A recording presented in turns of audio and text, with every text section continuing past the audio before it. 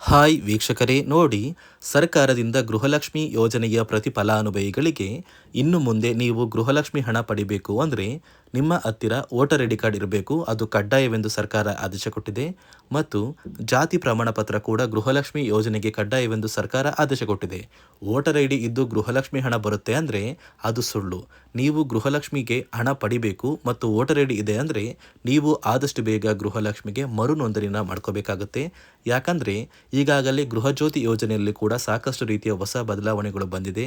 ಗೃಹಲಕ್ಷ್ಮಿಗೂ ಕೂಡ ಮೊಬೈಲಲ್ಲಿ ಸರ್ಕಾರ ಒಂದು ಅಪ್ಲಿಕೇಶನ್ನ ಕೊಟ್ಟಿದ್ದಾರೆ. ಆ ಒಂದು ಅಪ್ಲಿಕೇಶನ್ ಮೂಲಕ ನೀವು ನಿಮ್ಮ ಮರು ನೋಂದಣಿನ ಮಾಡ್ಕೋಬೇಕಾಗತ್ತೆ.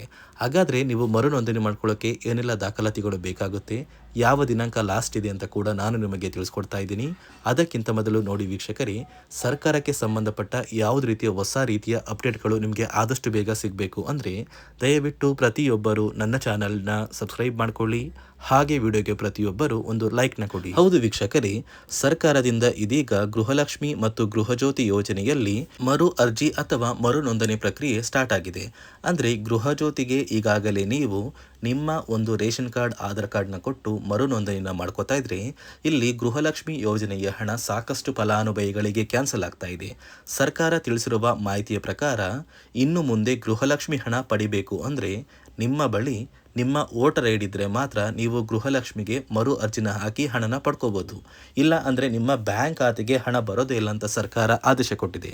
ಇಲ್ಲಿ ಸರ್ಕಾರದಿಂದ ಯಾವ ಕಾರಣಕ್ಕೆ ಹೊಸ ರೀತಿಯ ಬದಲಾವಣೆಗಳು ಬಂದಿದೆ ಅಂತ ಕೂಡ ತಿಳಿಸ್ಕೊಡ್ತೀನಿ. ಮತ್ತು ಕೆಲವು ಜಿಲ್ಲೆಗಳಿಗೆ ಸರ್ಕಾರ ಆಯ್ಕೆ ಮಾಡಿ ಗೃಹಲಕ್ಷ್ಮಿ ಹಣನ ಜಮಾ ಮಾಡ್ತಾ ಇದ್ದು ನಿಮ್ಮ ಬ್ಯಾಂಕ್ ಖಾತೆಗೂ ಕೂಡ ಈ ಜುಲೈ ತಿಂಗಳಲ್ಲಿ ಸರ್ಕಾರ ನಿಮ್ಮ ಬ್ಯಾಂಕ್ ಖಾತೆಗೆ ಹಣನ ಜಮಾ ಮಾಡ್ತಾ ಇದೆ. ನೋಡಿ ವೀಕ್ಷಕರೇ, ಮೊದಲು ಸರ್ಕಾರ ಯಾವ ಕಾರಣಕ್ಕೆ ಗೃಹಲಕ್ಷ್ಮಿ ಯೋಜನೆಗೆ ಹೊಸ ರೀತಿಯ ಒಂದು ನಿಯಮಗಳನ್ನ ತಂದಿದೆ ಅಂದರೆ, ಇಲ್ಲಿ ಗೃಹಲಕ್ಷ್ಮಿಯಲ್ಲಿ ಸುಮಾರು 6ರಿಂದ 7 ಲಕ್ಷಕ್ಕಿಂತ ಅಧಿಕ ಮಹಿಳೆಯರ ಹತ್ರ ಒಂದು ವೋಟರ್ ಐ ಡಿ ಕಾರ್ಡ್ ಇಲ್ಲ. ಅಂದರೆ ವೋಟರ್ ಐ ಡಿ ಇಲ್ಲ ಅಂದರೂ ಕೂಡ ಅವರು ಸರ್ಕಾರದಿಂದ ಬರುವ ಗೃಹಲಕ್ಷ್ಮಿ ಹಣನ ಪಡಿತಾ ಇದ್ದಾರೆ. ಮತ್ತು ಸಾಕಷ್ಟು ಫಲಾನುಭವಿಗಳ ಒಂದು ಬ್ಯಾಂಕ್ ಖಾತೆ ಏನಿದೆ, ಆ ಒಂದು ಬ್ಯಾಂಕ್ ಖಾತೆ ಹೊರ ರಾಜ್ಯದ ಬ್ಯಾಂಕ್ ಖಾತೆ ಆಗಿದೆ. ಅಂದರೆ ಕರ್ನಾಟಕದಲ್ಲಿರುವಂತಹ ಫಲಾನುಭವಿಗಳು ಬೇರೆ ರಾಜ್ಯದಲ್ಲಿ ಹೊಂದಿರುವಂತಹ ಒಂದು ಬ್ಯಾಂಕ್ ಖಾತೆನ ಕೊಟ್ಟು ಗೃಹಲಕ್ಷ್ಮಿ ಹಣನ ಪಡಿತಾ ಇದ್ದಾರೆ. ಅದೇ ರೀತಿ ಸಾಕಷ್ಟು ರೀತಿಯ ಹೊಸ ಬದಲಾವಣೆಗಳು ಯಾವ ಕಾರಣಕ್ಕೆ ಬರ್ತಾ ಇದೆ ಅಂದರೆ, ಗೃಹಲಕ್ಷ್ಮಿ ಯೋಜನೆಯಲ್ಲಿ ಅರ್ಹವಿರುವ ಫಲಾನುಭವಿಗಳಿಗೆ, ಅಂದರೆ ಕರ್ನಾಟಕದವರಾಗಿದ್ದು ಕರ್ನಾಟಕದಲ್ಲೇ ವೋಟರ್ ಐ ಡಿನ ಹೊಂದಿದ್ದು ಕರ್ನಾಟಕದ ಫಲಾನುಭವಿಗಳಾಗಿದ್ದು ಇವರ ಬ್ಯಾಂಕ್ ಖಾತೆಗೆ ಹಣ ತಲುಪಬೇಕು. ಬೇರೆ ಫಲಾನುಭವಿಗಳಿಗೆ ಯಾವುದೇ ಕಾರಣಕ್ಕೂ ಹಣ ತಲುಪಬಾರದು ಅಂತ ಸರ್ಕಾರ ನಿರ್ಧಾರ ಮಾಡಿದೆ. ಇದೇ ಕಾರಣಕ್ಕೆ ಸಾಕಷ್ಟು ಫಲಾನುಭವಿಗಳು ಗೃಹಲಕ್ಷ್ಮಿ ಯೋಜನೆಯ ಒಂದು ಅರ್ಹರ ಪಟ್ಟಿಯಿಂದ ಕ್ಯಾನ್ಸಲ್ ಆಗ್ತಾ ಇದ್ದಾರೆ. ನಿಮ್ಮ ಒಂದು ಮನೆ ಬಾಗಿಲಿಗೆ ಸರ್ಕಾರದಿಂದ ಅಧಿಕಾರಿಗಳು ಬರ್ತಾರೆ. ಸೊ ಸರ್ಕಾರ ಗೃಹಲಕ್ಷ್ಮಿ ಮರು ನೋಂದಣಿಗೆ ಒಂದು ಅಪ್ಲಿಕೇಶನ್ ಕೂಡ ಕೊಟ್ಟಿದ್ದಾರೆ. ಅಂದರೆ ಮೊಬೈಲಲ್ಲೇ ಆ ಒಂದು ಅಧಿಕಾರಿಗಳು ನಿಮ್ಮ ಮನೆ ಬಾಗಿಲಿಗೆ ಬಂದು ನಿಮ್ಮ ದಾಖಲಾತಿಗಳಾದ ರೇಷನ್ ಕಾರ್ಡ್, ಆಧಾರ್ ಕಾರ್ಡ್ ಮತ್ತು ವೋಟರ್ ಐ ಡಿ ಇದೀಗ ಕಡ್ಡಾಯ ಮಾಡಿದೆ. ಅದೇ ರೀತಿ ಜಾತಿ ಪ್ರಮಾಣ ಪತ್ರ ಬೇಕಾಗುತ್ತಂತ ನೀವು ಕೇಳಿದ್ರೆ, ಸದ್ಯಕ್ಕೆ ಸರ್ಕಾರ ಯಾವುದೇ ರೀತಿಯ ಜಾತಿ ಪ್ರಮಾಣ ಪತ್ರನ ಕೇಳ್ತಾ ಇಲ್ಲ. ಬದಲಿಗೆ ನಿಮ್ಮ ಒಂದು ಪತಿಯ ಆಧಾರ್ ಕಾರ್ಡ್, ನಿಮ್ಮ ಒಂದು ವೋಟರ್ ಐ ಡಿ ಮತ್ತು ನಿಮ್ಮ ಒಂದು ಮನೆಯ ರೇಷನ್ ಕಾರ್ಡ್ನ ಕೊಟ್ಟು ನೀವು ಗೃಹಲಕ್ಷ್ಮಿಗೆ ಮರು ನೋಂದಣಿನ ಮಾಡ್ಕೋಬೇಕು. ಈ ಒಂದು ಕೆಲಸನ ಮಾಡೋದು ಗ್ರಾಮದಿಂದ ಕೆಲವು ಅಧಿಕಾರಿಗಳು ಬರ್ತಾರೆ. ಅಂದರೆ ಗ್ರಾಮ ಅಭಿವೃದ್ಧಿ ಇಲಾಖೆಯಿಂದ ಕೆಲವೊಂದು ಅಧಿಕಾರಿಗಳು ಬಂದರೆ ಅಂಗನವಾಡಿಯ ಕಾರ್ಯಕರ್ತರು ಕೂಡ ನಿಮ್ಮ ಮನೆ ಬಾಗಿಲಿಗೆ ಬಂದು ಪ್ರತಿ ಫಲಾನುಭವಿಗಳ ದಾಖಲಾತಿಗಳನ್ನ ಎಂಟ್ರಿ ಮಾಡ್ಕೊಂಡು ಹೋಗ್ತಾರೆ. ಸೊ ಆ ಒಂದು ಫಲಾನುಭವಿಗಳು ಎಂಟ್ರಿ ಮಾಡಿದ ನಂತರ ಸರ್ಕಾರದಿಂದ ನಿಮಗೆ ಒಂದು ನೋಟಿಫಿಕೇಶನ್ ಬರುತ್ತೆ. ನಿಮ್ಮ ಮೊಬೈಲ್ ನಂಬರ್ ಏನಿದೆ ಆ ಒಂದು ಮೊಬೈಲ್ ನಂಬರ್ಗೆ ಒಂದು ಮೆಸೇಜ್ ಬರುತ್ತೆ. ಅಂದರೆ ನಿಮ್ಮ ಗೃಹಲಕ್ಷ್ಮಿ ಮರು ನೋಂದಣಿ ಅರ್ಜಿನ ನಾವು ಸ್ವೀಕಾರ ಮಾಡಿದ್ದೀವಿ ಮತ್ತು ಮುಂದಿನ ದಿನಗಳಲ್ಲಿ ನಿಮ್ಮ ಒಂದು ಗೃಹಲಕ್ಷ್ಮಿ ಹಣನ ನಿಮ್ಮ ಬ್ಯಾಂಕ್ ಖಾತೆಗೆ ಜಮಾ ಮಾಡ್ತೀವಿ ಅಂತ ಸರ್ಕಾರದಿಂದಲೇ ಒಂದು ಮೆಸೇಜ್ನ ಕಳಿಸ್ತಾರೆ. ಆದರೆ ನೀವು ನಿಮ್ಮ ಮೊಬೈಲ್ ನಂಬರ್ನ ಆಕ್ಟಿವ್ ಆಗಿರುವಂತಹ ಮೊಬೈಲ್ ನಂಬರ್ನ ಕೊಡಬೇಕು. ಯಾಕಂದರೆ ನಿಮ್ಮ ಬ್ಯಾಂಕ್ ಖಾತೆಗೆ ಲಿಂಕ್ ಆಗಿರುವಂತಹ ಮೊಬೈಲ್ ನಂಬರ್ ಬೇರೆ ಇರುತ್ತೆ ಮತ್ತು ನೀವು ಹೊಂದಿರುವಂತಹ ಒಂದು ಮೊಬೈಲ್ ನಂಬರ್ ಬೇರೆ ಇರುತ್ತೆ. ಇದೇ ಕಾರಣಕ್ಕೆ ಕರೆಕ್ಟ್ ಆಗಿರುವಂತಹ ಒಂದು ಮೊಬೈಲ್ ನಂಬರ್ನ ಕೊಟ್ಟರೆ ಆದಷ್ಟು ಬೇಗ ನೀವು ಮರು ಅರ್ಜಿನ ಹಾಕಿ ಗೃಹಲಕ್ಷ್ಮಿ ಹಣನ ಪಡ್ಕೋಬೋದು. ಅದೇ ರೀತಿ ನೀವು ಹೊಂದಿರುವ ಬ್ಯಾಂಕ್ ಖಾತೆ ಏನಿದೆ ಆ ಒಂದು ಬ್ಯಾಂಕ್ ಖಾತೆನ ನೀವು ಆ್ಯಕ್ಟಿವ್ ಆಗಿ ಇಟ್ಕೋಬೇಕು. ಅಂದರೆ ಯಾವುದೇ ರೀತಿಯ ಒಂದು ವಹಿವಾಟನ್ನು ನಡೆಸ್ತಾ ಇಲ್ಲ ಅಂದರೆ ನಿಮ್ಮ ಒಂದು ಬ್ಯಾಂಕ್ ಖಾತೆಗೆ ಗೃಹಲಕ್ಷ್ಮಿ ಹಣ ಖಂಡಿತವಾಗಿಯೂ ಬರೋದಿಲ್ಲ. ಅದೇ ರೀತಿ ನೋಡಿ ವೀಕ್ಷಕರೇ, ನಿಮ್ಮ ಮನೆಯ ಕುಟುಂಬರು ಅಂದರೆ ಗೃಹಲಕ್ಷ್ಮಿ ಯೋಜನೆಯ ಒಂದು ಸದಸ್ಯ ಏನಾರು ಮರಣ ಹೊಂದಿದ್ದು ಅವರ ಬದಲಾಗಿ ನೀವು ಅಪ್ಲಿಕೇಶನ್ ಹಾಕ್ತೀವಿ ಅಂದರೆ ಅದು ಸಾಧ್ಯವಿಲ್ಲ. ಯಾಕಂದರೆ ನಿಮ್ಮ ಒಂದು ರೇಷನ್ ಕಾರ್ಡಲ್ಲಿ ಮನೆಯ ಯಜಮಾನಿ ಯಾರಿರ್ತಾರೆ ಅವರೇ ಮಾತ್ರ ಗೃಹಲಕ್ಷ್ಮಿ ಯೋಜನೆಗೆ ಅರ್ಹರಾಗಿರ್ತಾರೆ. ಒಂದು ವೇಳೆ ಮನೆಯ ಸದಸ್ಯರು ಯಜಮಾನಿಯಾಗಿದ್ದು ಅವರು ಮರಣ ಹೊಂದಿದ್ರೆ ನೀವು ಗೃಹಲಕ್ಷ್ಮಿ ಯೋಜನೆಗೆ ಅಪ್ಲಿಕೇಶನ್ ಹಾಕೋದಕ್ಕೆ ಆಗೋದಿಲ್ಲ. ಮೊದಲು ನಿಮ್ಮ ಮನೆಯಲ್ಲಿ ಇರುವಂತಹ ಒಂದು ಹೆಣ್ಣು ಮಗಳು ಅಂದರೆ ಮಹಿಳೆ, ನಿಮ್ಮ ಒಂದು ಪತ್ನಿ ಇರ್ಬೋದು ಅಥವಾ ನಿಮ್ಮ ಒಂದು ತಾಯಿ ಇರ್ಬೋದು, ಅವ್ರನ್ನ ಮನೆಯ ಯಜಮಾನಿ ನೀವು ಮಾಡಬೇಕಾಗುತ್ತೆ. ಸೊ ಮನೆಯ ಯಜಮಾನಿ ಮಾಡಿದ ನಂತರ ಮಾತ್ರ ನೀವು ಗೃಹಲಕ್ಷ್ಮಿಯ ಸೌಲಭ್ಯನ ಪಡ್ಕೋಬೋದು. ಒಂದು ವೇಳೆ ನೀವು ಗೃಹಲಕ್ಷ್ಮಿಗೆ ಹೊಸದಾಗಿ ಅರ್ಜಿ ಹಾಕಬೇಕು ಅಂದರೆ ಇದೀಗ ಸರ್ಕಾರ ಅದಕ್ಕೂ ಕೂಡ ಕರ್ನಾಟಕ ಒನ್, ಗ್ರಾಮ ಒನ್ ಅಥವಾ ಬೆಂಗಳೂರು ಒನ್ ಸೇವಾ ಕೇಂದ್ರದಲ್ಲಿ ಅವಕಾಶ ಮಾಡಿಕೊಟ್ಟಿದೆ. ಆದರೆ ಮೊದಲ ಥರ ಇವಾಗ ನೀವು ಅರ್ಜಿನ ಹಾಕೋದಕ್ಕೆ ಆಗೋದಿಲ್ಲ. ಬದಲಿಗೆ ನಿಮ್ಮ ರೇಷನ್ ಕಾರ್ಡ್ನ ತೊಗೊಂಡೋಗ್ಬೇಕು, ನಿಮ್ಮ ಆಧಾರ್ ಕಾರ್ಡ್ನ ತೊಗೊಂಡೋಗ್ಬೇಕು, ನಿಮ್ಮ ಒಂದು ಪತಿಯ ಆಧಾರ್ ಕಾರ್ಡ್ನ ಕೂಡ ತೊಗೊಂಡೋಗ್ಬೇಕಾಗುತ್ತೆ. ನಿಮ್ಮ ವೋಟರ್ ಐ ಡಿ ಕೂಡ ಕಡ್ಡಾಯವಾಗುತ್ತೆ.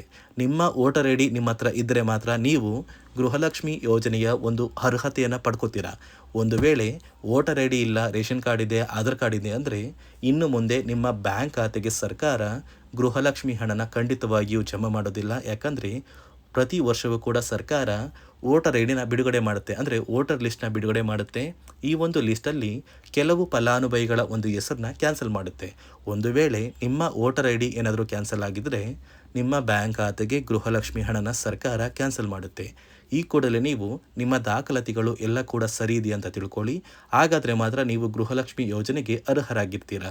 ಸರ್ಕಾರ ಯಾವ ಕಾರಣಕ್ಕೆ ಈ ರೀತಿಯ ಹೊಸ ಬದಲಾವಣೆಗಳನ್ನ ತರ್ತಾ ಇದೆ ಅಂದರೆ ಇಲ್ಲಿಯವರೆಗೂ ಸುಮಾರು 60 ಕೋಟಿಗಿಂತ ಅಧಿಕ ಮೊತ್ತನ ಸರ್ಕಾರ ನಷ್ಟ ಮಾಡಿಕೊಂಡಿದೆ. ಅಂದರೆ ಫಲಾನುಭವಿಗಳು ನಮ್ಮ ಕರ್ನಾಟಕದವರೇ ಅಲ್ಲ, ಅಂತಹ ಫಲಾನುಭವಿಗಳಿಗೂ ಕೂಡ ಸರ್ಕಾರದಿಂದ ಹಣ ಹೋಗಿದೆ ಮತ್ತು ಸಾಕಷ್ಟು ಫಲಾನುಭವಿಗಳು ಮರಣ ಹೊಂದಿದ್ದಾರೆ. ಅಂತಹ ಫಲಾನುಭವಿಗಳಿಗೂ ಕೂಡ ಹಣ ಹೋಗ್ತಾ ಇದೆ ಮತ್ತು ಫಲಾನುಭವಿಗಳು ಹೊಂದಿರುವ ಬ್ಯಾಂಕ್ ಖಾತೆ ಕೂಡ ಆ್ಯಕ್ಟಿವ್ ಇಲ್ಲ. ಅಂತಹ ಫಲಾನುಭವಿಗಳಿಗೂ ಕೂಡ ಹಣ ಹೋಗಿದೆ ಮತ್ತು ಸಾಕಷ್ಟು ಫಲಾನುಭವಿಗಳು ಏನು ಮಾಡಿದ್ದಾರೆ ಅಂದರೆ ಅವರ ಮನೆ ಕುಟುಂಬದ ಯಜಮಾನಿ ಅಂದರೆ ಹೆಡ್ ಆಫ್ ದ ಫ್ಯಾಮಿಲಿ ಇರ್ತಾರಲ್ಲ, ಸೊ ಆ ಒಂದು ಮಹಿಳೆ ಮರಣ ಹೊಂದಿರ್ತಾರೆ. ಸೊ ಏನೋ ಒಂದು ಕಾರಣದಿಂದ ಮರಣ ಹೊಂದಿದ್ದು ಅವರ ಬ್ಯಾಂಕ್ ಖಾತೆಗೆ ಬರುವ ಗೃಹಲಕ್ಷ್ಮಿ ಹಣನ ಒಂದು ATM ಮೂಲಕ ವಿತ್ಡ್ರಾ ಮಾಡಿದ್ದಾರೆ ಮತ್ತು ಫೋನ್ಪೇ ಮೂಲಕ ಟ್ರಾನ್ಸ್ಫರ್ ಮಾಡ್ಕೊಂಡಿದ್ದಾರೆ. ಇದೀಗ ಸರ್ಕಾರ ಈ ರೀತಿಯ ಒಂದು ಹೊಸ ಬದಲಾವಣೆಗಳನ್ನ ಜಾರಿಗೆ ತಂದರೆ ಯಾರಿಗೂ ಕೂಡ ಗೃಹಲಕ್ಷ್ಮಿ ಹಣ ಮೋಸ ಆಗೋದಿಲ್ಲ ಮತ್ತು ಪ್ರತಿ ಫಲಾನುಭವಿಗಳಿಗೆ ಹಣ ಬಂದೇ ಬರುತ್ತೆ ಅಂತ ಆದೇಶ ಕೊಟ್ಟಿದೆ. ನೀವು ಕೇಳ್ಬೋದು ವೀಕ್ಷಕರೇ, 3 ವರ್ಷದಿಂದ ಯಾವುದೇ ಕಾರಣಕ್ಕೂ ನಮಗೆ ಗೃಹಲಕ್ಷ್ಮಿ ಯೋಜನೆ ಹಣ ಮಿಸ್ ಆಗಿಲ್ಲ. ಸೊ ಇದೀಗ ಏನಕ್ಕೆ ಸಡನ್ ಆಗಿ ಈ ಥರ ಬದಲಾವಣೆಗಳು ಬರ್ತಾ ಇದೆ ಅಂದರೆ ಸರ್ಕಾರದಿಂದ ಕೆಲವು ಅಧಿಕಾರಿಗಳು ಒಂದು ಚರ್ಚೆ ನಡೆಸಿದ್ದಾರೆ. ಒಂದು ಸಭೆಯಲ್ಲಿ ಗೃಹಲಕ್ಷ್ಮಿ ಯೋಜನೆಯ ಕುರಿತು ಒಂದು ಸಭೆ ಮಾಡಿದಾಗ ಅಲ್ಲಿ ಗೃಹಲಕ್ಷ್ಮಿ ಯೋಜನೆಯಲ್ಲಿ ಸಾಕಷ್ಟು ರೀತಿಯ ಲೋಪದೋಷಗಳು ಕಂಡು ಬಂದಿದೆ. DBT ಮೂಲಕ ನಿಮ್ಮ ಬ್ಯಾಂಕ್ ಖಾತೆಗೆ ಹಣನ ಹಾಕಬೇಕಾದ್ರೆ ಸಾಕಷ್ಟು ಫಲಾನುಭವಿಗಳಿಗೆ ಹಣ ಹೋಗ್ತಾ ಇದೆ. ಸಾಕಷ್ಟು ಫಲಾನುಭವಿಗಳಿಗೆ ಹಣ ಹೋಗಿದ್ರು ಅವರ ಬ್ಯಾಂಕ್ ಖಾತೆಗೆ ಜಮಾ ಆಗ್ತಾ ಇಲ್ಲ, ಬದಲಿಗೆ ಆ ಒಂದು ಹಣ DBTಯಲ್ಲೇ ಸ್ಟಕ್ ಆಗ್ತಾ ಇದೆ. ಮತ್ತು ಸರ್ಕಾರಕ್ಕೂ ಕೂಡ ಆ ಒಂದು ಹಣ ಬರ್ತಾ ಇಲ್ಲ. ಮತ್ತು ಸರ್ಕಾರ ಹಾಕಿರುವ ಹಣ ಇನ್ನೂ ಕೂಡ ಹಾಗೇ ಇದೆ. ಸಾಕಷ್ಟು ಫಲಾನುಭವಿಗಳು ಆ ಒಂದು ಹಣನ ಯೂಸ್ ಕೂಡ ಮಾಡ್ತಾ ಇಲ್ಲ, ಅಂದರೆ ಅದು ಬ್ಯಾಂಕ್ ಖಾತೆಯಲ್ಲಿ ಹಂಗೇನೆ ಇದೆ. ಇದೇ ಕಾರಣಕ್ಕೆ ಸರ್ಕಾರ ಈ ರೀತಿಯ ಹೊಸ ಬದಲಾವಣೆಗಳನ್ನ ತಂದಿದ್ದು, ಯಾರೆಲ್ಲ ಫಲಾನುಭವಿಗಳು ಸರ್ಕಾರಕ್ಕೆ ತೆರಿಗೆನ ಕಟ್ತಾ ಇದ್ದೀರಾ, ಗೌರ್ನಮೆಂಟ್ ಜಾಬಲ್ಲಿದ್ದೀರಾ ಮತ್ತು ಇನ್ಕಮ್ ಟ್ಯಾಕ್ಸ್ನ ಪೇ ಮಾಡ್ತಾ ಇದ್ದೀರಾ, ಇಂತಹ ಫಲಾನುಭವಿಗಳ ಹೆಸರನ್ನ ಇನ್ನು ಮುಂದೆ ಸರ್ಕಾರ ಗೃಹಲಕ್ಷ್ಮಿ ಯೋಜನೆಯಿಂದ ಕ್ಯಾನ್ಸಲ್ ಮಾಡಿದೆ. ನಿಮ್ಮ ಒಂದು ರೇಷನ್ ಕಾರ್ಡ್ BPL ರೇಷನ್ ಕಾರ್ಡಿಂದ APL ಆಗಿದ್ರು ಕೂಡ ನೀವು ಗೃಹಲಕ್ಷ್ಮಿ ಯೋಜನೆಯನ್ನು ಪಡೆಯೋದಕ್ಕೆ ಅರ್ಹರಾಗಿರ್ತೀರಾ. ಇದೀಗ ಸರ್ಕಾರ ಪ್ರತಿ ಫಲಾನುಭವಿಗಳಿಗೆ ಗೃಹಲಕ್ಷ್ಮಿ ಹಣನ ಜಮಾ ಮಾಡ್ತಾ ಇದ್ದು ನಿಮ್ಮ ಬ್ಯಾಂಕ್ ಖಾತೆಗೂ ಕೂಡ ಆದಷ್ಟು ಬೇಗ ಬರುತ್ತೆ. ಇಂದು ಭಾನುವಾರ ಜುಲೈ 12ರಂದು ಕರ್ನಾಟಕದ ಕೆಲವು ಜಿಲ್ಲೆಗಳನ್ನು ಸರ್ಕಾರ ಆಯ್ಕೆ ಮಾಡಿ ಒಟ್ಟು ಗೃಹಲಕ್ಷ್ಮಿ ಯೋಜನೆಯ 3 ತಿಂಗಳ ಪೆಂಡಿಂಗ್ ಇರುವ 6,000 ಹಣನ ಜಮಾ ಮಾಡ್ತಾ ಇದ್ದು ಈ ಫಲಾನುಭವಿಗಳಿಗೆ ಬರ್ತಾ ಇರುವಂತಹ ಹಣ ಜೂನ್ ತಿಂಗಳವರೆಗೆ ಪೆಂಡಿಂಗ್ ಇರುವ ಹಣ ಬರ್ತಾ ಇದೆ. ಅಂದರೆ 30ನೇ ಕಂತಿರ್ಬೋದು, 31ನೇ ಕಂತಿರ್ಬೋದು ಅಥವಾ 32ನೇ ಕಂತಿರ್ಬೋದು.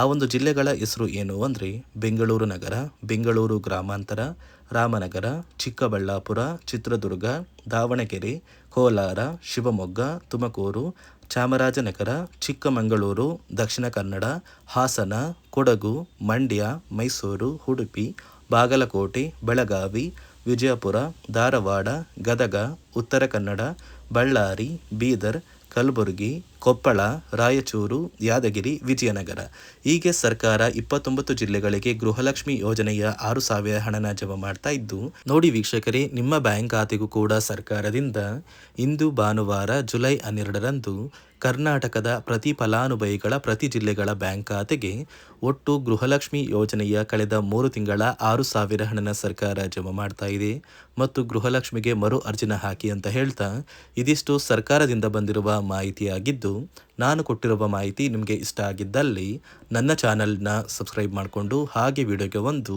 ಲೈಕ್ನ ಕೊಡಿ.